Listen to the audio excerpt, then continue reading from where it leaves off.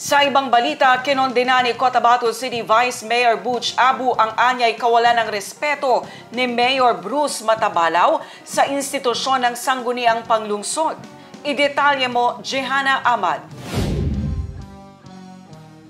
Sa opisyal na pahayag ni Cotabato City Vice Mayor Butch Abu, sinabi nito na ang mga pangyayari kahapon ng umaga sa loob aniya ng Sagradong Session Hall ng Sangguniang Panglungsod ay hindi lamang lantarang kawalan ng respeto sa mga miyembro ng konseho, kundi isa rin aniya itong pagbaliwala sa independensiya ng konseho.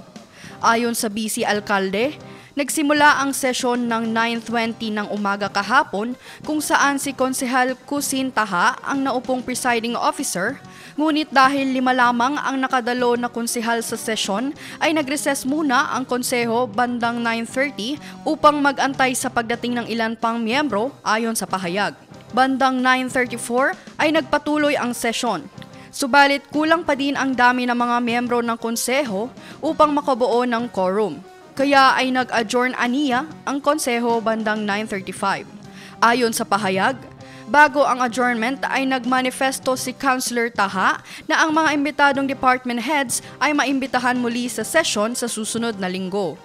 Ayon sa pahayag, alas 10:08 ng umaga kahapon ay walang habas aniyang pinasok ni Mayor Matabalaw ang session hall ng konseho kahit na wala naman doon ang mga konsehal at tanging si Councilor Popoy Formento lamang aniya ang naiwan dahil adjourned na ang session. Ayon sa opisyal, ang pagsagawa ng press conference ni Mayor Matabalaw ay isang kawalan ng respeto. Pinagsinungalingan din sa pahayag na tanging si Councilor Formento lamang ang dumalo sa session. Ayon sa pahayag ng BC Alcalde, si Councilor Kusin Taha ay ang mismong naupong presiding officer at naroon din aniya sina Councilor Yunin Abu, Councilor Japal Gani III, Danda Huanday at Popoy Formento. Ayon sa BC Alcalde, susuriin niyang maigi ang mga ginawaan niyang karahasan ni Mayor Matabalaw sa konseho sa Code of Conduct and Ethical Standards for Public Officials. Giit ng BC Alcalde, ang sangguniang panglungsod ay co-equal ng Executive Department. Nagbigay naman ng kanilang saloobin sina Councilor Gabi Usman, Kusin Taha, Hunin Abu, Henji Ali at Marop Pasawiran sa issue.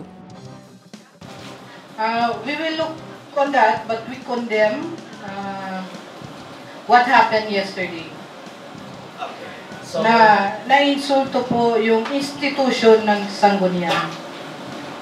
Hindi ho individual yung insulto, kundi ang institution po ng sanggunian panglungsod. so may mga plans na po ba tayo? Kung anong magiging action ng SMO?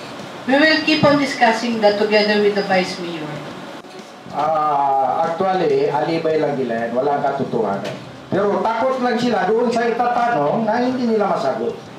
At takot sila doon sa mga ipapasubmit sa kanila na mga documents na hindi nila maisasubmit. Yan naman ay public documents. Yan ang katotohanan dahil anytime naman kayo nga, nakakausap niyo kami. Pero sa katotohanan, ganito ang busis ko, medyo maingay na para maklaro, akala ng tao nagagalit tayo. Pero di asimpak, friendly tayo, hindi tayo ganito. Imagine ho ninyo, 3,000 na manggagawa. Workforce po yan, lakas ng ating ekonomiya. Pag yan ho nawalan ng trabaho, ano ho ang epekto nito sa ating ekonomiya sa lungsod? So tayo na nangangarap na umusad, umunlad, at ganoon ang maririnig natin, nakakalungkot po. Ilang kaldero ng bawat pamilya ang taog. At ang bawat pamilya na yan ay pwede ho natin i-consider na breadwinner. Meron hong mga pinag-aaral yan. Merong mga binabayarang mga bills. Sa pamamalengke pa lang, apektado na rin ang mga nagnenegosyo. Napakalaking at napakaraming pamilya na hindi na masusunod yung kanilang nais bilhin. May mga umaasa dyan na mga mag-aaral, may mga kapatid, may mga anak. Pamasahin ng mga estudyante, hinihingi kay ate, kay kuya, kay nanay, na wala ng trabaho. May mga pangangailangan yan, school supplies.